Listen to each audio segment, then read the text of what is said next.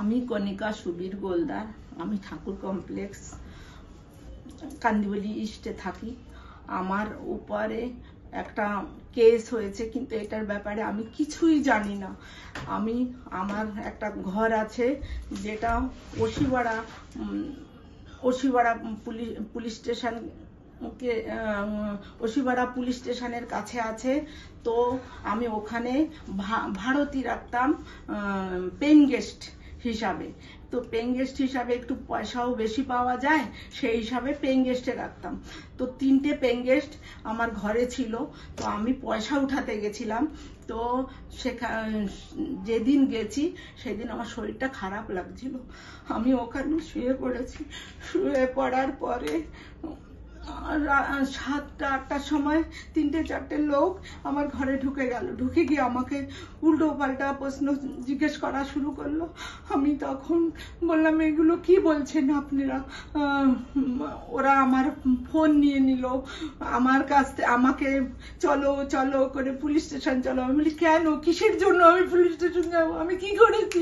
আমি তো কিছু করিনি। বলে, পুলিশ স্টেশন গেলেই তুমি বুঝতে পারবে তুমি কি করেছো না করেছো, তুমি কি করছো না করছো, তুমি তখনই বুঝতে পারবে। আমি বলি, আমি কিছু করিনি, আমি পুলিশ স্টেশনে যাব না। ওই টাইমের মধ্যে দুটো মেয়ে ছেলে পুলিশ 8টার সময় এলো। 8টার সময় আসার পরে আমাকে নিয়ে পুলিশ স্টেশনে গেল।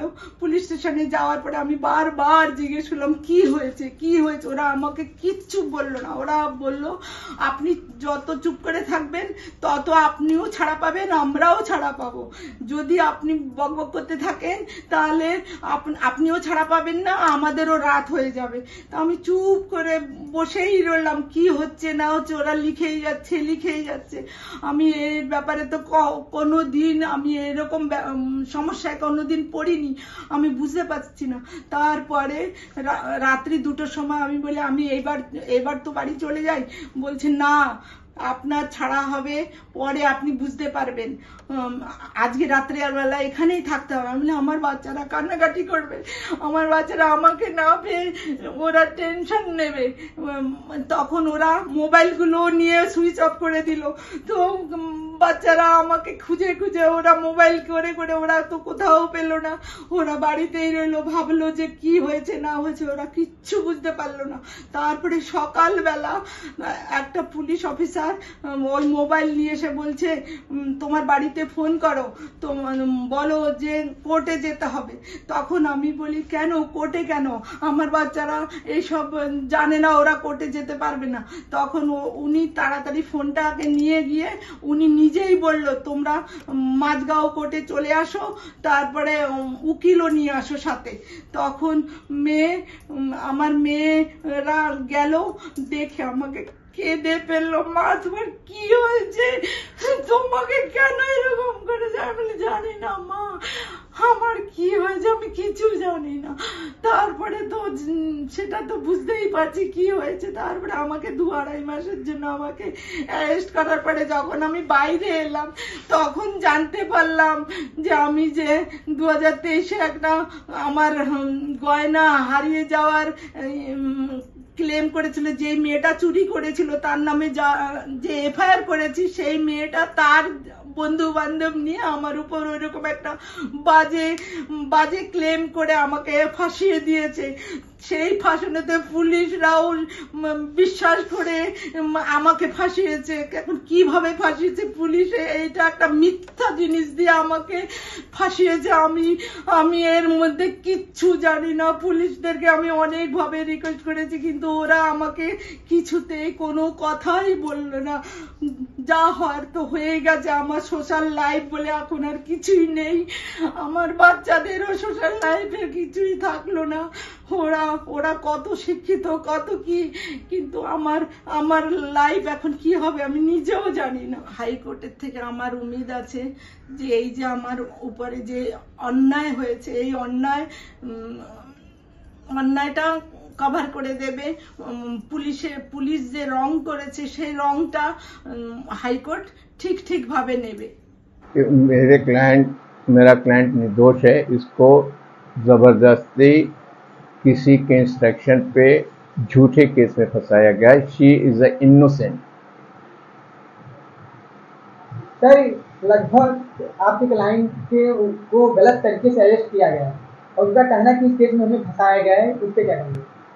देखिए, अव्वलन तो इनको जो है सबसे बड़े गलत तरीके से अरेस्ट किया। लेडी को सनसेट के बाद अरेस्ट नहीं करते, लेकिन उनको 7:30 बजे अरेस्ट किया गया और कम से कम 10-15 लोग आए डायरेक्ट इनके पास और उठा के लेके गए और पुलिस स्टेशन में पहले इनको एफआईआर में बुक किया, फिर बताया कि हम लोगों ने आपको ऐसे ऐसे केस में उठाया है। तो मेरे क्लाइंट ने बोला कि भाई आप जो भी हमको लिया है, आपके एलिगेशन को मैं डिटेक्ट करती हूँ, चैलेंज करती हूँ, ऐसा कुछ भी सिम्टम्स नहीं है। लेकिन उन लोगों ने ज़बरदस्ती मुझको मेरा कुछ करने को, मेरे वकील को कांटेक्ट भी नहीं करने दिया और मेरे क्लाइंट को मुझसे कांटेक्ट भी नहीं किया और डायरेक्ट एफआईआर में बुक करके तो हॉलीडे रिमांड में कोर्ट में प्रोड्यूस कर दिया, जो कि टोटल पुलिस का एक्शन गलत है। गलत तरीके से बदले की भावना के हिसाब से पुलिस ने इनको अरेस्ट किया। बदला इस वजह से कि इन्होंने किसी एक लेडी के ऊपर एफआईआर किया था, वो पुलिस से बहुत क्लोज है, पुलिस उसकी हेल्प करने के लिए, उसको सेटिस्फाई करने के लिए ये पूरा कॉन्स्पिरेसी करके इनको गलत तरीके से अरेस्ट किया। सर ये पूरा मामला है कहाँ का? ये कुछ नहीं, मामला कुछ है ही नहीं, पुलिस ने इस मामले को बनाया है। एक्चुअली ये इन्फॉर्म कंप्लेनेंट है, उसने कंप्लेंट किया, पुलिस ने बड़ी मुश्किल से एफआईआर लिया, उसको अरेस्ट नहीं किया, पुलिस को बार बार वो करते रही, फिर उसको पुलिस ने इस्तेमाल करके इनको ये झूठे केस से बेचारी दुनिया भर की बीमारी 1.5-2 महीना तक जो है जेल में रही है विदाउट कमिटिंग एनी क्राइम। इसके साथ अन्याय किया पुलिस ने। लगभग कितना पुराना ये केस है? सर ये केस फरवरी 2024 का है, मतलब 3-4 महीना पहले का है। आपका अगला स्टेप इस केस पे क्या रहने वाला है? क्या आपका अगला स्टेप क्या रहने वाला है? नहीं, हम लोग जो है अभी रिस्ट्रिक्ट किए हैं, कैंसिलेशन ऑफ बेल के लिए अर्जी डाले हैं और हम लोग अभी हाई कोर्ट में इसको क्वेश्चन करने के लिए अर्जी डालेंगे कि ये एफआईआर बोगस है, गलत तरीके से बदले की भावना पे, किसी के डायरेक्शन पे, किसी को सेटिस्फाई करने के लिए झूठा एफआईआर पे किया गया। सर अभी हमने सुना कि आपके क्लाइंट का कहना था कि हमारे घर में कुछ लोग गलत तरीके से आए और हमें फंसाए, तो क्या कहेंगे? गलत करने से यह कि बगैर इनको इंटीमेट किए डायरेक्ट घर में घुस गए और उठा के लेके गए।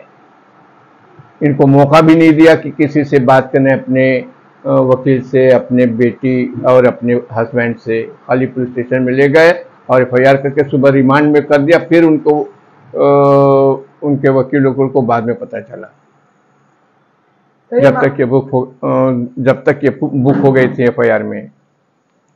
सर ये केस कौन से पुलिस स्टेशन के हद में आया था? भांगूर नगर पुलिस स्टेशन के लिए हद में आता है।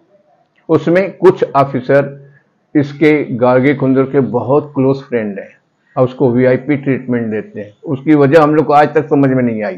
सर इनको डिलिबरेटली पीटा केस में फंसाया गया है। ऐसा कोई सिम्टम्स नहीं है कि इस किस्म के क्राइम में इनका कोई भी इन्वॉल्वमेंट है। इसका रीज़न ये है कि इन्होंने जो है गार्गी कुंदर पे जो एफआईआर किया है, उसके हेल्प पे, एक अमित जलान के हेल्प से पुलिस ने इनको फंसाया केस में। ऐसा कोई भी वो नहीं कि इनकी लाइफ स्टाइल उस क्राइम के तहत की है। ये विक्टिम है, आरोपी नहीं।